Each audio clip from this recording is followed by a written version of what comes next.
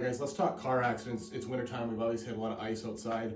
I'm going to read you one study as to why chiropractic care is really important after a car accident, but then also want to explain crashes and not necessarily you can't go off of or judge how damaged your car is as to how that's going to correlate to how damaged you are. I'll explain that here in a minute, but here's a study for you. If you've ever been in an accident, the real damage may not be so obvious. Studies show that a 10-mile-an-hour car accident equals the same force on your spine as dropping a 40-pound sack of potatoes from a 2-story building and having that land on your head. That's why it's important to get checked after a car accident, right? That's a lot of force when you think about it, right? Couple things.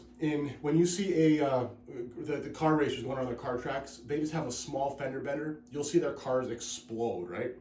With our cars, you'll have a fender bender and you'll barely even see a scratch. What happens is the race cars are designed to take the impact of the accident, not the body. So what happens in a car accident with the sports cars, the car takes the force and that's why it explodes, but the person always walks away, right?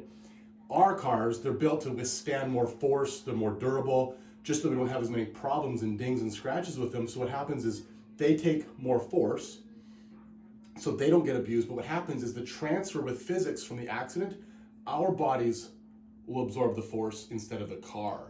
So even the smallest fender benders are actually almost the worst ones for you versus your car actually exploding and imploding. So that's why we always say you gotta get checked after a car accident. It's one of the most critical times. So if you know of anybody that's been in an accident, have them reach out to us.